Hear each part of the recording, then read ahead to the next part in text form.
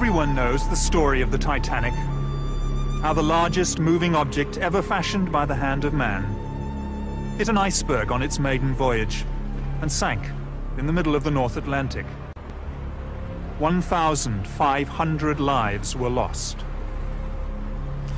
The tragedy has been well documented in books and on film. No matter how often the story is told, it never fails to capture our imagination. Yet, it is a story that has left many questions unanswered.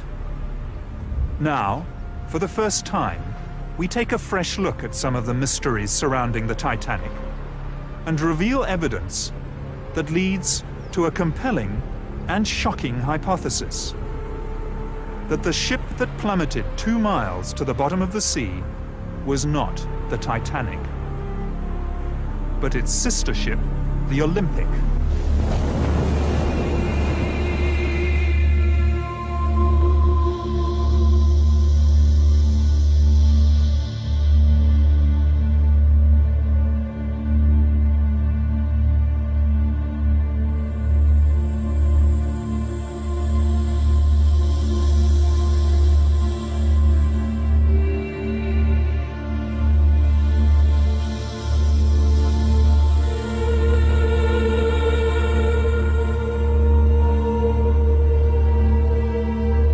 The Titanic and the Olympic were built for the White Star Line by Belfast shipbuilders Harland and Wolff, whose chairman was Lord Pirrie.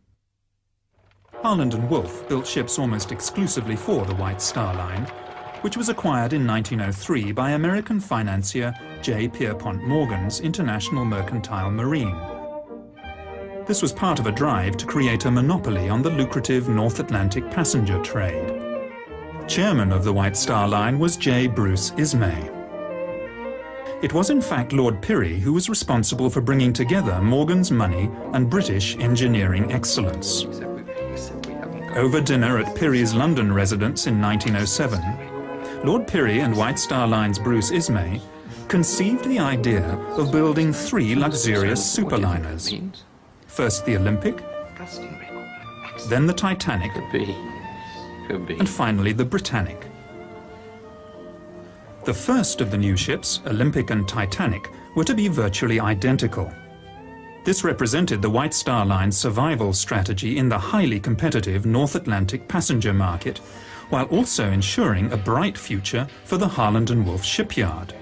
As well as holding a large financial stake in Harland and Wolff, Lord Pirrie was a shareholder in the White Star Line and the International Mercantile Marine. Almost all passenger liners on the North Atlantic route in the early part of the 20th century were immigrant ships. In poor condition, many were known as coffin ships, and their owners blatantly overloaded and overinsured their vessels. In fact, it was an industry noted at the time for fraud. On the 14th of June 1911, the Olympic made her maiden voyage under the command of Captain Edward J. Smith, Commodore of the White Star Line. Then just a week later, still under the command of Edward Smith, the Olympic was involved in a stern collision with the tug O.L. Hallenbeck in New York, an accident that nearly caused the tug to sink. Barely 3 months later, on the 20th of September 1911, the Olympic, still under the command of Captain Smith, was involved in yet another collision, this time with the British warship HMS Hawke in the Brambles Channel in Southampton Water. It was a serious collision, which was to seal the fate of the Olympic. Pulled in by the suction from the Olympic's great propellers, the Hawke is irresistibly drawn towards the larger vessel, and the two ships collide. The Hawke's underwater ram and bows strike and penetrate the starboard side of the Olympic, causing a triangular hole several meters high, and an even larger hole below the waterline. Any accident involving a Royal Naval ship was investigated by the Admiralty, who, not surprisingly in this case, found that the Olympic was at fault, even though the evidence, including eyewitness accounts, suggested otherwise. As a consequence of this ruling, the White Star's insurers declined to pay out on the claim. The damage done to the Olympic was severe. Besides being holed both above and below the waterline, she sustained numerous other injuries, including steel frames buckled, thousands of rivets popped, steel plating dislodged over 4 decks, and distortion to the starboard propeller and crankshaft. To make matters worse, the keel was bent, giving the ship a pronounced list to port. Interestingly enough, when 6 months later the ship which came to be known as the Titanic made her maiden voyage out of Southampton, second-class passenger Lawrence Beasley, a science teacher, noted that the ship seemed to have a slight but permanent list to port on the first part of the voyage, a fact noted by several other surviving passengers. The great hull was patched up in Southampton by riveting steel plates below the waterline and reinforcing with wooden beams above. This work took over 2 weeks, suggesting just how serious the damage was. In October 1911, with these temporary repair works in place, the Olympic then limped back to the Harland and Wolff shipyard in Belfast for more permanent repairs to be done. In fact, some of those temporary repairs failed during the voyage to Belfast. By the way, remember that although this is a model of the Olympic, the 2 ships were virtually identical. It's this fact which made a conspiracy feasible, a conspiracy of monumental proportions. The starboard propeller is going to have to be replaced, and the crankshaft is damaged. There's a crack between the arm and the shaft. But worse, the keel is bent. That's going to give her a permanent list to port, and there's no way we can correct that. We're going to have to cut the ship in half, insert a new frame, and then put it all back together again. The job is going to take months, and frankly, for what it's going to cost, I think it's simply a waste of time.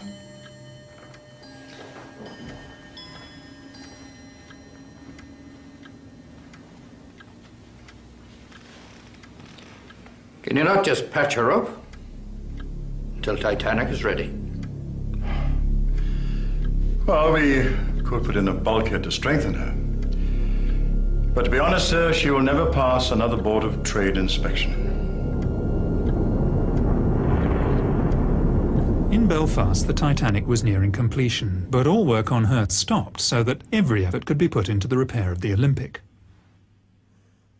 This work took 7 weeks instead of the 2 weeks originally planned, and involved replacing steel plates along fully 1/3 of the starboard side of the ship.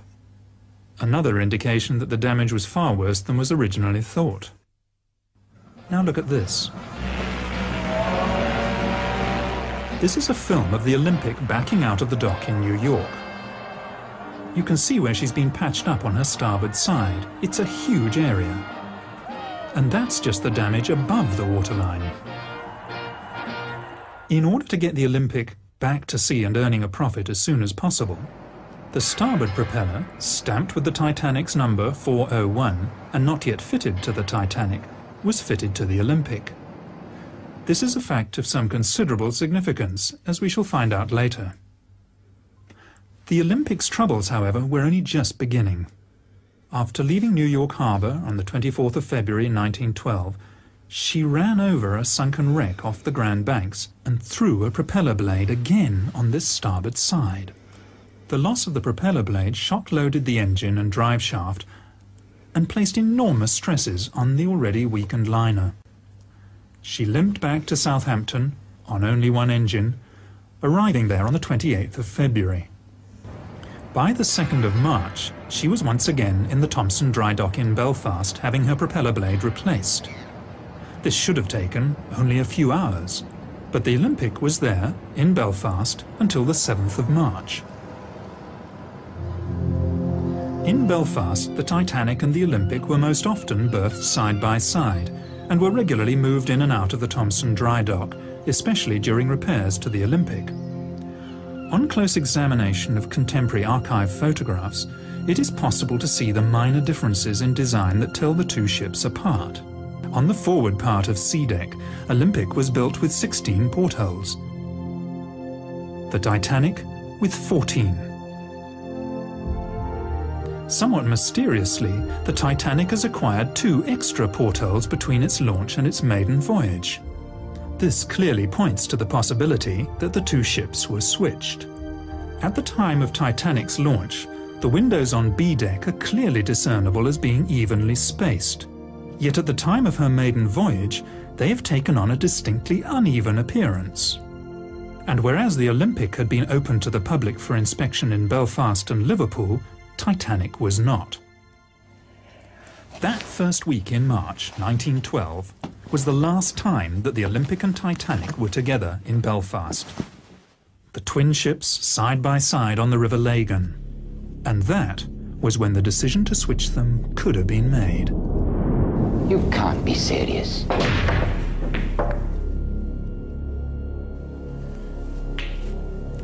Olympic and Titanic are exactly the same. No one will know we've switched them when they get back to work on Monday morning. We'll just swap the names. Everything else is standard White Star issue.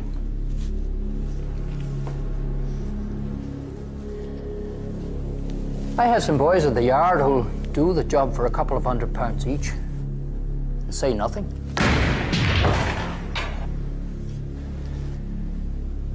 We'll never get away with it. If word of this gets out... It's either that, Ismay, or we both go down. White Star Line and this yard.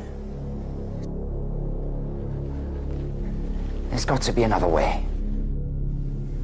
There isn't. We have no choice. Right. That's it then.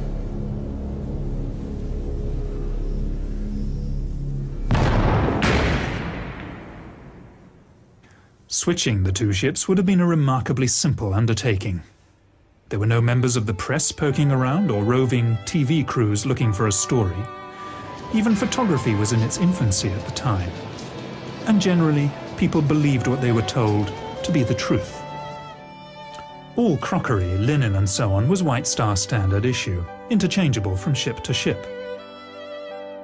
Letterheads and menus, etc. were styled to the particular ship, but could easily have been changed. Only the names on the bows and sterns of the ships, the nameplates on the lifeboats and 48 lifebelts would have to be swapped. This could easily have been achieved using a very small crew, literally over a weekend. And it's highly unlikely that anyone would have noticed a switch when they returned to work on Monday morning.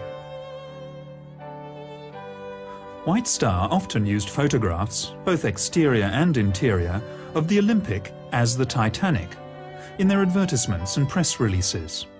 Both ships had tiled and linoleum flooring. Yet, just days before Titanic's maiden voyage, Ismay, chairman of the White Star Line, ordered her floors to be carpeted. Was this to cover Olympic's worn linoleum floors? The Harland and Wolff Yard was a vast labyrinth of buildings and workshops, as well as machinery and ships in various stages of completion. Any unusual activity would hardly be noticed. The social order of the day was such that the majority of the workers would never have thought to question their betters. They lived in a time when the majority of the population were told what to think, where to go, what to do and when to do it.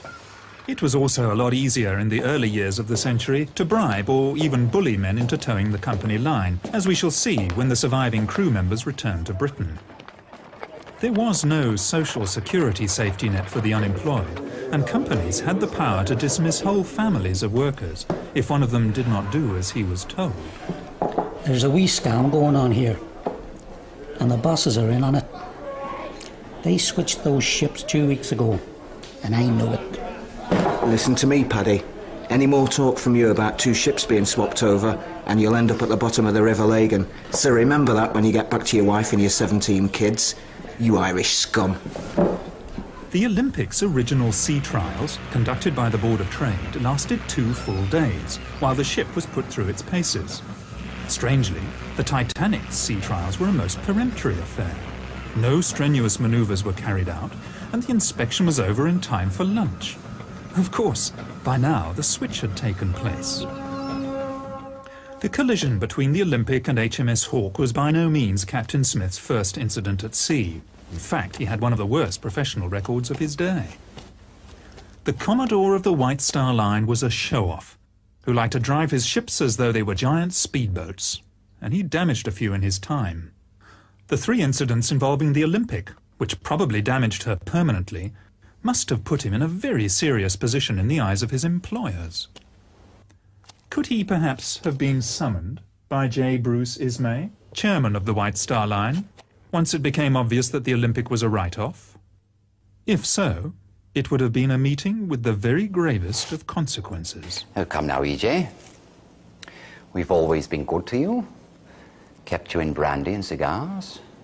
Besides, it's not going to be that difficult. You've broken a few of our ships, E.J.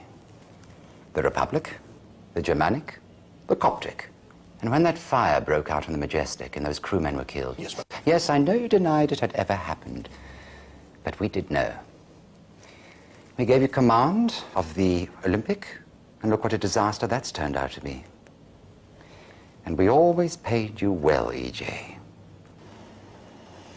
Look, it's not for me. It's for the company. We are in a desperate situation financially, especially after what happened to the Olympic. So, I'm sorry to have to put it to you like this, but you do owe us. We've arranged for a small steamer from the Leyland line to be in a position to take the passengers off. I have a good man lined up for the job. Lord. Captain Stanley Lord. Ever come across him? Well, he's done this sort of thing before. Well, he did the job so well, he received a commendation for it. So, there it is.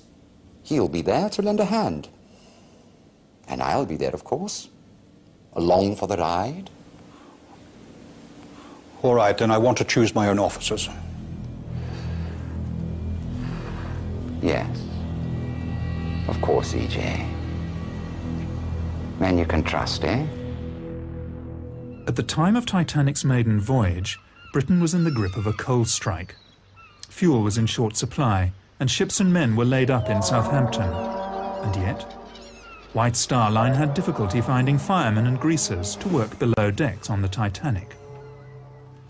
After steaming from Belfast to Southampton, all but 2 of the firemen aboard the ill-fated liner refused to sign up again in Southampton for the voyage across the Atlantic, preferring to wait for employment on another ship. All these men, in the middle of a coal strike, with so many thousands laid off, what did they know? Shortly before Titanic sailed, Chief Officer Wilde, who was to lose his life 3 nights later, wrote a letter to his sister, in which he said, "I still don't like this ship." Strange thing for a man to say, who had just set foot on board the day before. Unless, of course, he realized he was actually on his old ship Olympic. It's strange to think that as the Olympic, now renamed the Titanic, was preparing to make her second maiden voyage, the ship that started out life as the Titanic and was now called the Olympic had to enter her working life with no fanfare at all. The Olympic's original maiden voyage was fully subscribed, whereas her second, this time as the Titanic, was only about half full, and that in the middle of a coal strike when passengers were queuing up to get to America. First-class passengers on other White Star ships were only offered second-class berths on Titanic, even though we know that first-class cabins were available. It's almost as though White Star Line didn't want that many people on board. By the way, when I refer to the Titanic from this time on, I want you to remember that I'm actually talking about the ship that started out its life as the Olympic, but which we believe by this stage had been switched and taken on the identity of the Titanic. The coal strike is important for another, possibly more sinister reason. Most other ships were desperate for coal, and passengers and cargo destined for the New World were stuck in Europe. Yet, the Leyland liner Californian, under the command of Captain Stanley Lord, left the port of London on the 5th of April, 1912, just 5 days before Titanic's departure from Southampton, not only fully coaled, but apart from her own crew, empty of passengers. With more than enough coal to get her to the United States, she headed off into the middle of the Atlantic at full speed, empty, apart from a cargo of woolen sweaters.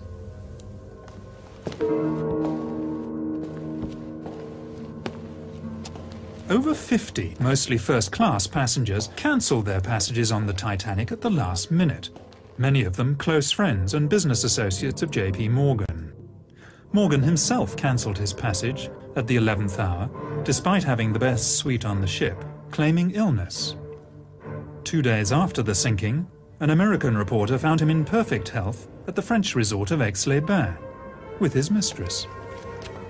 Morgan also had several valuable bronze statues which he was planning to import to the United States, taken off the Titanic an hour before she sailed.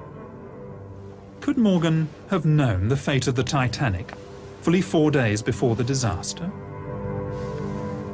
Florence Ismay, wife of J. Bruce Ismay, also turned down the opportunity of taking the maiden voyage on the world's most luxurious liner, preferring instead to take their children on a motoring holiday, after first claiming ill health. Now there's one thing that sailors fear above all else, and that is fire at sea. And yet when Titanic cast off from Southampton, there was a fire smouldering in number 10 coal bunker. Instead of putting out the fire, the bunker was actually topped up with 400 tons of coal. Captain Smith knew it, the ship's officers and chief engineer knew it, as did those who worked half-heartedly to put it out. The fire that had been smouldering in coal bunker number 10 had been smouldering for a week, and yet it was kept from the Board of Trade Inspector Maurice Harvey Clark, who at the British inquiry denied all knowledge of it. Could the fire in coal bunker number 10 have been Plan B? If all else fails, tell the passengers there's a fire, vent the smoke through the ship, and get them off that way. Captain Stanley Lord and the Californian had left the port of London in a great hurry, ostensibly bound for Boston. Then, on the evening of the 14th of April, the ship came to a dead stop in the middle of the ice field. Strangely, Captain Lord, 6 foot tall, elected to sleep that night fully clothed on a 5.5-foot couch in the chart room rather than in his cabin. He also ordered her boilers to be kept fired up and her engines on standby. Why? Was he expecting some sort of emergency that might mean a last-minute dash into the night? That evening, the Titanic received 6 radio messages. The first 3 were from other ships, giving the location of icebergs. The other 3 were from the Californian, more concerned with giving her own position, stopped for the night. Those 3 were personally addressed to Captain Smith. It's almost as if Captain Lord was letting Smith know that the Californian was ready and waiting. Captain Smith had delayed turning the corner on the outward southern track. He ordered the turn to the west 10 miles further south than the normal turning point. This was certainly not as an evasive measure to avoid the ice field, but one designed to take him directly into it.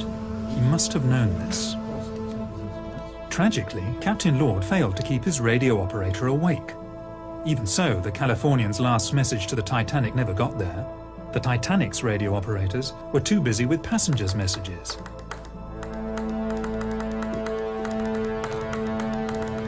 It was standard practice of the day for captains to run their ships at full speed through the ice field.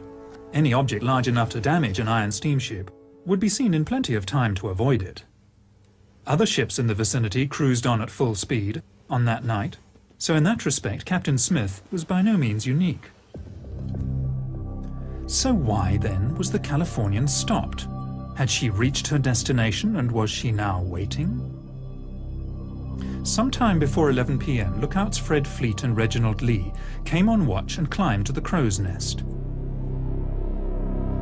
Captain Smith retired for the night, but coincidentally, like Stanley Lord, he also chose to rest fully clothed, not in his own cabin, but in the chart room behind the bridge, almost as if he expected to be called back to the bridge at any moment. It was very cold outside, and few, if any, passengers would have been on deck. First Officer Murdoch was standing on the open part of the starboard side of the bridge when he saw the iceberg about 800 yards ahead. He ordered the ship turned to port and, inexplicably, engines full astern. By reversing the engines, Murdoch was actually increasing the risk of collision, something he must have known. Maybe Murdoch, hand-picked by Captain Smith, was deciding to give the iceberg a nudge anyway. Given that the turning circle of the Titanic was 1,280 yards and the stopping distance 850 yards, Titanic should have been able to avoid the iceberg with the greatest of ease, even allowing for a slight delay while orders were given and the wheel turned the ship to port. So why didn't it? Second Officer Lightholler told the inquiry that before going off duty for the night, he would have been easily able to see an iceberg from 1.5 miles, more probably 2 miles away. He also said that the iceberg would have been just as visible from the bridge as from the crow's nest. Plenty of time to turn and avoid it then. In an emergency such as this, it was never a good idea to turn your broadside to danger. Even if Titanic had rammed the iceberg head-on, it would have stayed afloat. Although up to 250 crewmen would have been killed while they slept in their bunks in the bow. Apart from those on the bridge, and of course those in the forward boiler rooms, the glancing blow with the iceberg would have passed virtually unnoticed.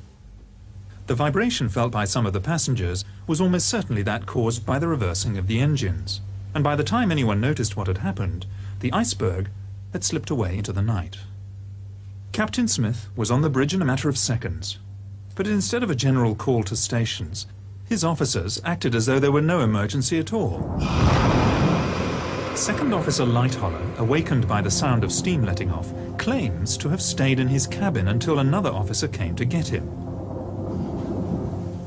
His evidence later, to the effect that he had stayed there because he was off duty and thought he should stay where he would expect to be found, simply does not ring true. The bridge was only a few seconds' walk from his cabin in the officers' quarters, and he should have gone straight there at the first hint of trouble. So why didn't he?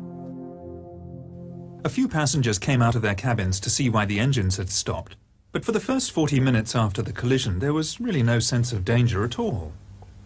One can understand this frame of mind on the part of the passengers, even on the part of the crew. Except for those who were dousing the fires in boiler rooms 5 and 6. After all, they thought they were on an unsinkable ship. But for the captain and the officers, who were in full possession of the facts, there is really no excuse. They dithered because they expected to be rescued.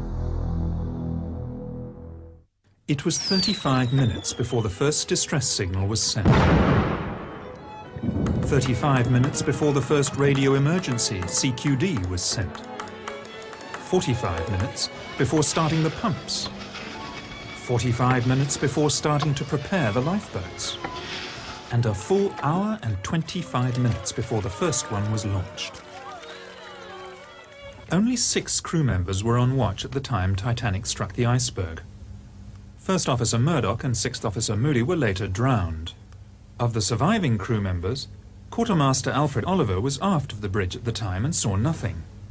Helmsman Robert Hitchins was hastily transferred to a job as harbour master in Cape Town, which leaves lookouts Frederick, Fleet and Reginald Lee. At the British inquiry, as a witness, Frederick Fleet was clearly defensive, edgy, obviously didn't trust his questioners, and at times was downright surly. But then he was under the watchful gaze of J. Bruce Ismay, the chairman of the White Star Line, and the lawyers. I'm no judge of distances or spaces. Was it a mile away, or how far away was it? I cannot say. Can you not give any estimate? No, sir. Was it half a mile? I cannot say. It is impossible to tell. Was it as far away as the boat's length? I could not say. Can you not say anything about it? No, sir. You really do not understand. That gentleman is not trying to get round you at all. Well, some of them are, though. Is there any more I'd like to have a go at me? When Titanic came to a rest, Captain Smith asked the 4th Officer, Joseph Groves Boxall, to work out a position. It is clear from the records that Titanic's navigator worked out a position that was 12 miles away from where they actually were. This was to prove a fatal mistake. We know he was 12 miles out in his calculations because of the actual location of the wreck. The position that Boxall gave would have put the Titanic within sight of the Californian. Was that where he thought he should have been? For some reason, Captain Smith ordered the Titanic to move half speed ahead for another 5 minutes before stopping the engines again for the last time. Maybe he was heading towards the ship whose lights could just be made out on the horizon, expecting it to be the Californian. Several survivors mentioned the sighting of a ship about 5 or 6 miles from the Titanic. The Titanic could easily have steamed there, yet Smith was content to assume the ship would sail over to him, because he believed it was the Californian. At this point, let's examine what's happened so far. A stricken ocean liner is dead in the water.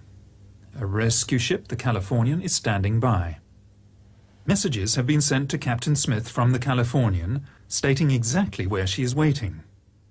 Captain Smith can see a stationary ship on the horizon, and having received inaccurate information from 4th Officer Boxall as to his position, he assumes it's the Californian and everything's going according to plan. At about midnight, the Titanic started sending up her distress rockets, red, white and blue. Rockets could also be seen from the bridge of the Californian, and this was duly reported to Captain Lord. Captain Lord asked what colour the rockets were. In fact, over the next 2 hours, Lord repeatedly asked his officers about the colour of the rockets. Was he expecting to see red or blue signals? Very likely. But whether he was or not, the answer from the bridge was always the same. Only white rockets could be seen. He therefore, rightly, assumed that the rockets were not coming from the Titanic. Survivors reported that the rockets launched from the bridge of the Titanic soared up several hundred feet into the night sky, bursting with an ear-splitting report. The rockets from the ship that was visible from the Californian only went as high as the top of her mast, and even at 4 to 5 miles distant, the officers would have quite reasonably expected to hear a report. But they heard nothing. It seems most likely that the ship seen from the Californian was a wooden sailing bark called the Samson, conducting illegal seal fishing activities on the ice floes at the time. The white rockets she was firing, to mast height only, were intended to recall her small rowing boats. A few months after the disaster, the captain of the Samson said that he had also seen a large liner firing rockets and that he had not gone to investigate because of his own illegal activities. The Californian's apprentice, Gibson, later testified that he saw only 8 rockets fired from the ship, and all white. The Titanic had fired at least 18, possibly as many as 22, and had included red and blue. Titanic survivor Miss Edith Russell said the officers told them all, "Don't worry, the Californian will pick everybody up if you don't come back for breakfast." How could they possibly have known it was the Californian? It's hard to believe in such an emergency, but they were letting lifeboats go half full. They knew the ship was sinking, nobody could be that stupid. But they expected the ship on the horizon to come steaming over. But it was the wrong ship.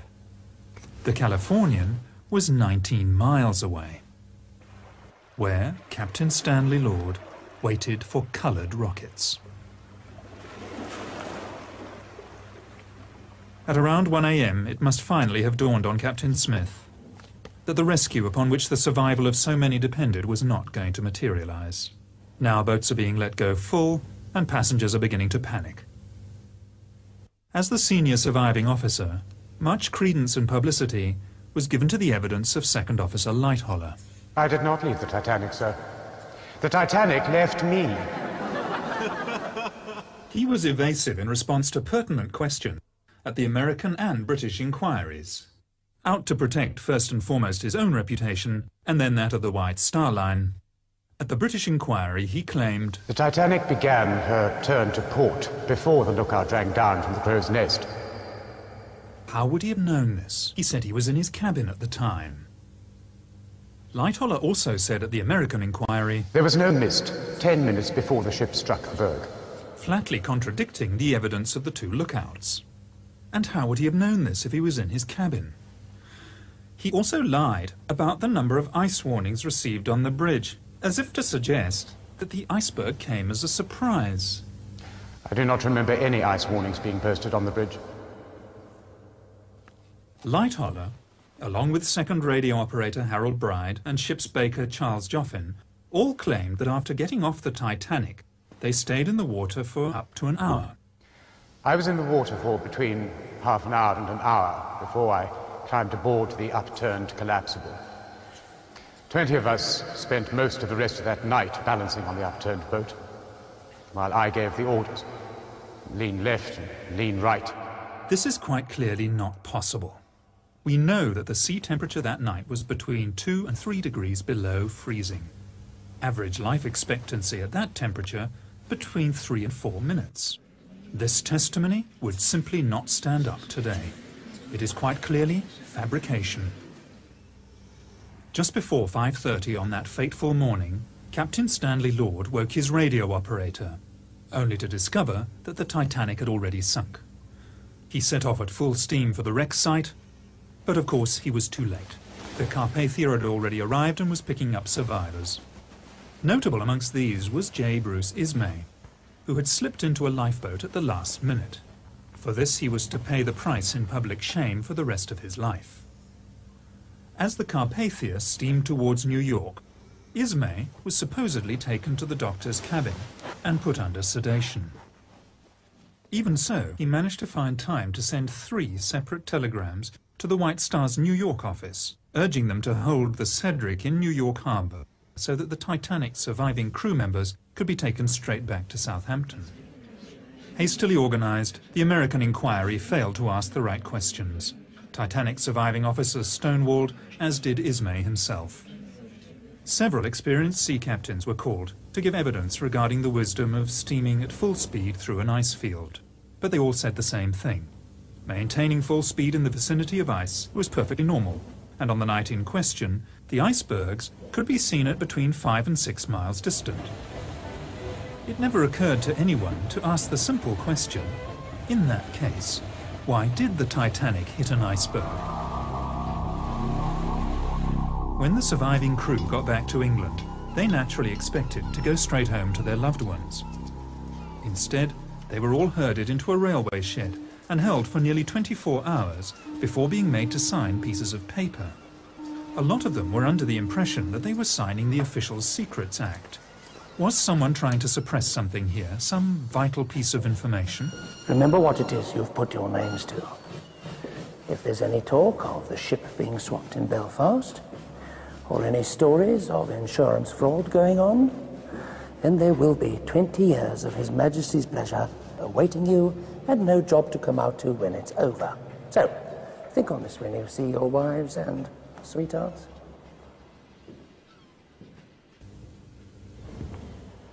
Ismay, Lightoller and the other surviving officers all came back to England on the steamship Adriatic.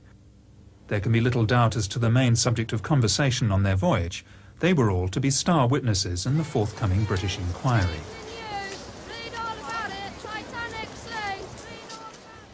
Now, it is unlikely that a fraud of such immense proportions could have been undertaken without the collusion of the authorities, notably the British government, as we shall see later when we look at the inquiry. In fact, it makes perfect sense for the government of the day, under Prime Minister Lord Asquith, to have colluded in a cover-up.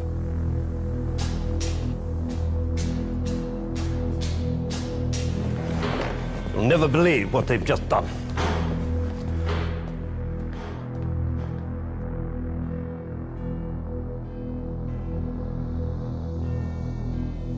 How many? I'm told 1,500. The position is simply this, Prime Minister. The White Star Line is on the verge of bankruptcy. Now, if White Star were forced to go into liquidation, La Holland and Wolf Yard in Belfast would also be placed in a very precarious position, perhaps even forced to close down. Now, that means that 20,000 men will be laid off, not to mention the effect on all the subsidiary and dependent industries. Quite frankly, it is a political situation we cannot afford, Prime Minister. Alienate the Irish, and we will most certainly lose seats in Belfast. The Fenians, the Republicans, will seize the opportunity. And with our majority gone, we will undoubtedly lose the next election, Prime Minister. There is the chance of a blunder here of unprecedented proportions. We are going to have to go along with this, Prime Minister. I will not see a stain put upon the British government, not for the White Star Line Not for Holland and Wolff, not for the Irish, and certainly not for the interests of J.P. Morgan. I would also remind you, Prime Minister, that as part of the arrangement for an American company to acquire the White Star Line, J.P. Morgan agreed that this government could requisition his ships as Royal Naval Reserves should the need arise. I would also remind you, Prime Minister, that the situation in Europe is becoming ever more doubtful. If the White Star Line were to go into liquidation, the major creditor would be J.P. Morgan himself. Now, as both owner and banker, he would certainly exercise his rights to seize his assets. And we would lose all those ships, Prime Minister. It's a sad day for England, when the policies of a British government are dictated by greedy and ruthless businessmen. And if it ever became public... Doubtless you have someone in mind to run the show? Yes. I thought we could bring Mersey out of retirement. He's reliable, he knows how the system works, he's discreet, and he will do what needs to be done. My son is called to the bar. I would be more comfortable if he were there to keep an eye on things. Of course, Prime Minister, we'll find employment for him in the Attorney General's office. Very well, then. But neither I nor the administration know anything about it.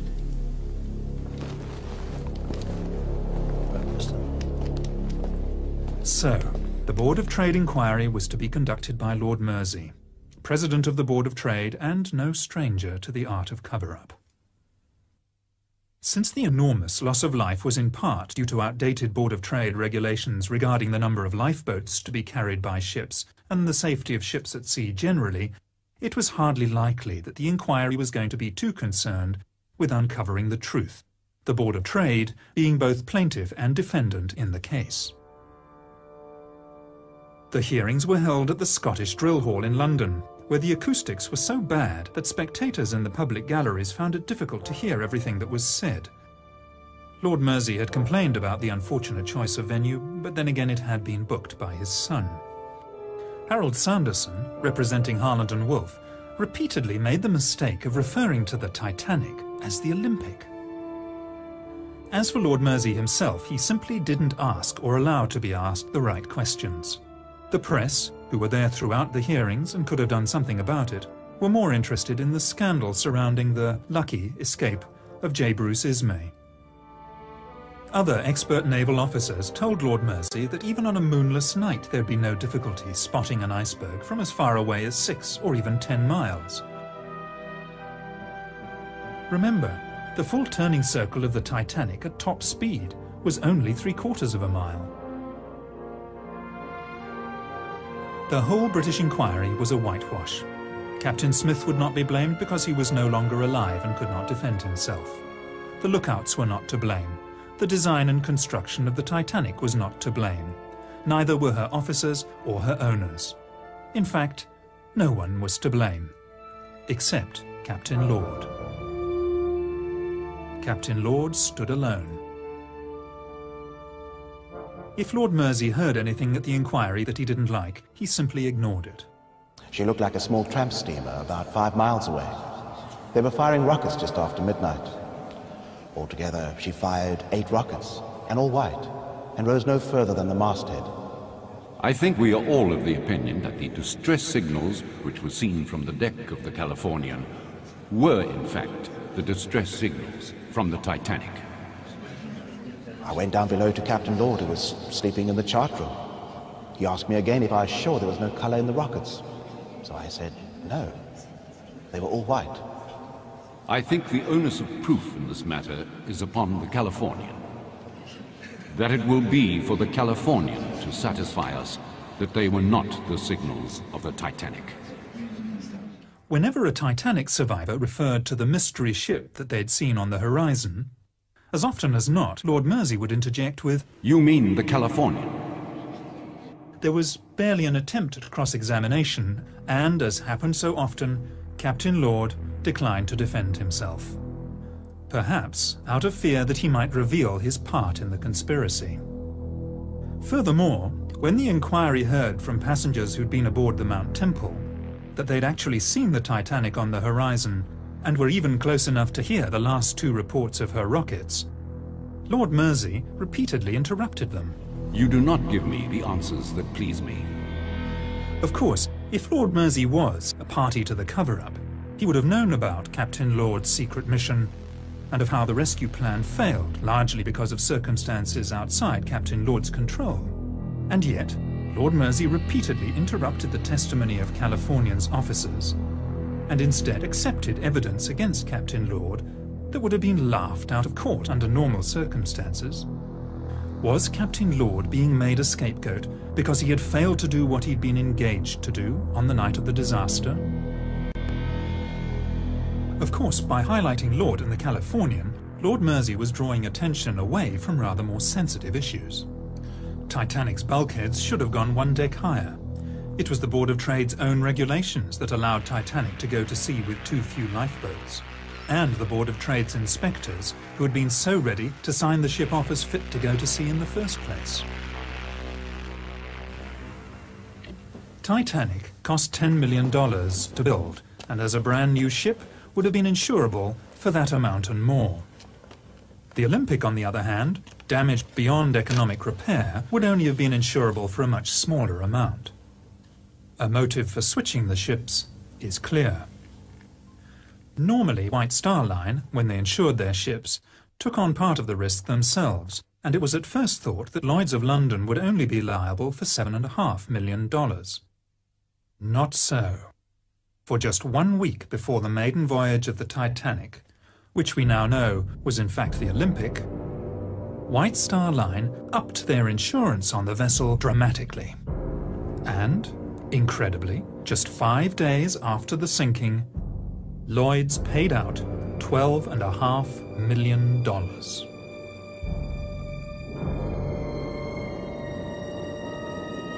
Although 3/4 of a century at the bottom of the Atlantic Ocean did not exactly preserve Titanic in museum-like condition, there is enough left of the wreck to give us more than just an idea of what really happened.